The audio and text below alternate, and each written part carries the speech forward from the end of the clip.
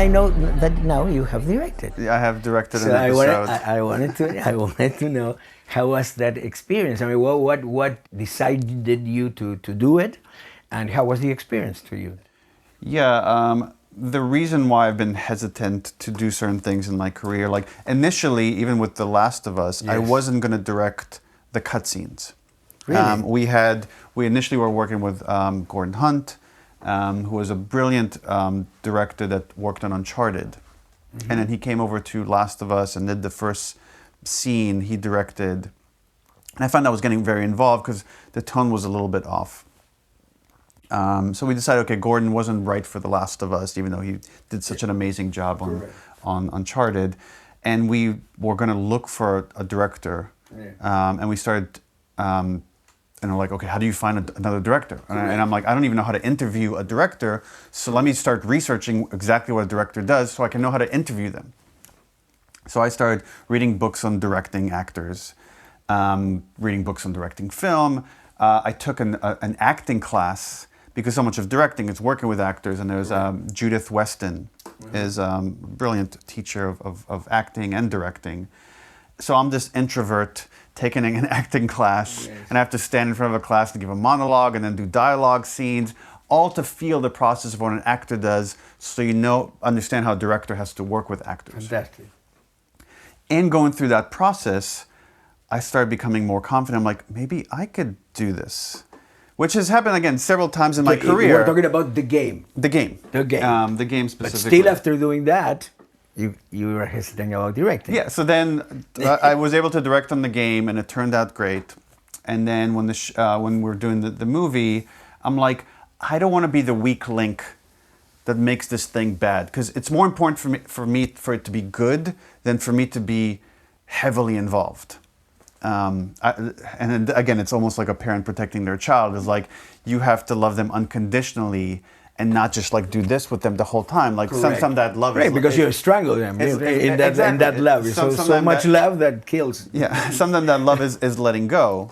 Of course. But being on set and seeing the process of how the pilot was directed, and then due to different circumstances, episode 2 and 3 opened up and needed directors.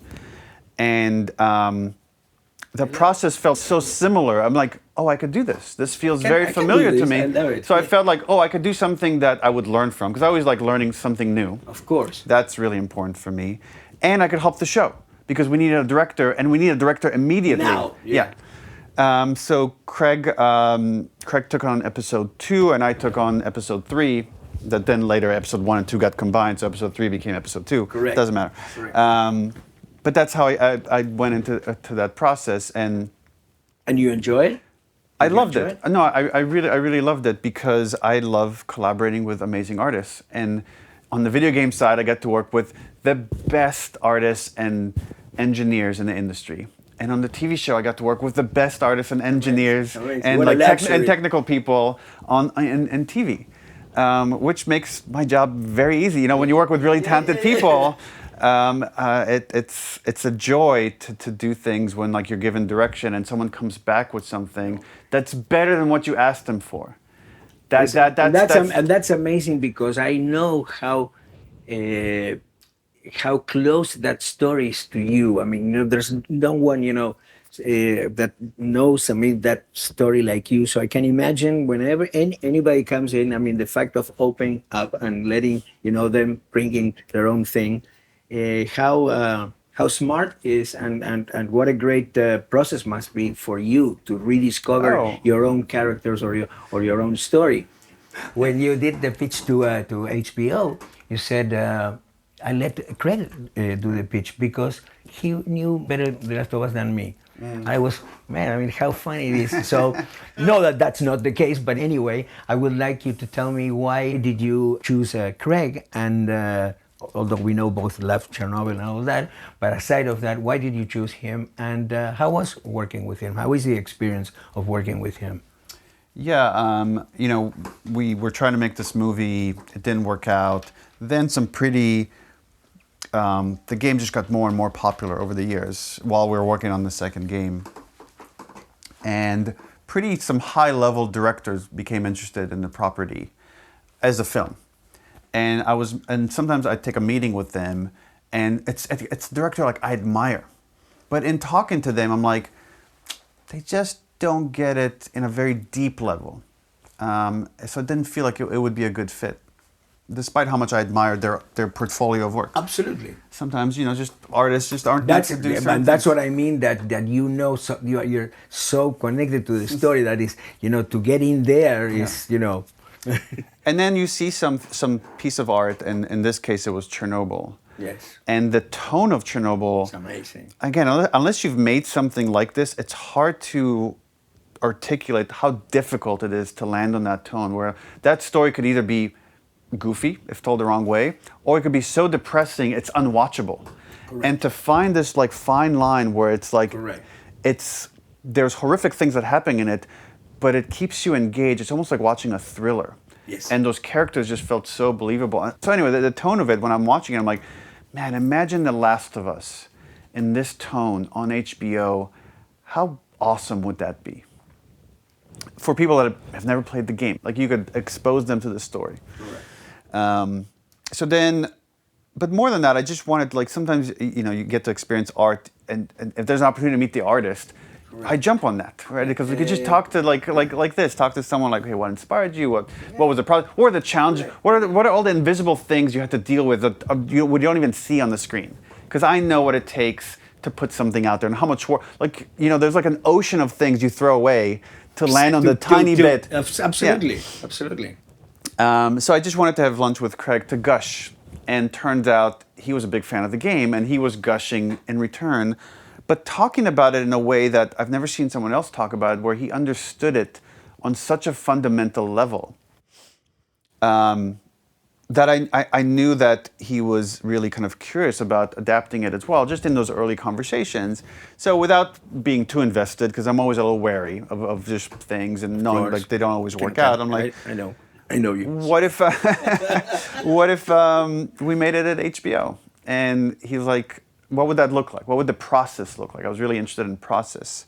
And he's like, oh, it's very simple. We go and we pitch it to them. And so in that pitch, I think I had to go through all these other kind of failed versions and try to do the TV version and get to a point in my career where I felt like I no longer have to prove myself. I'm not trying to build a career. I'm not trying to like transition to like another industry to become a film director or a TV director. Correct. I just want to protect The Last of Us and expose it to as many people as possible and make sure it's good.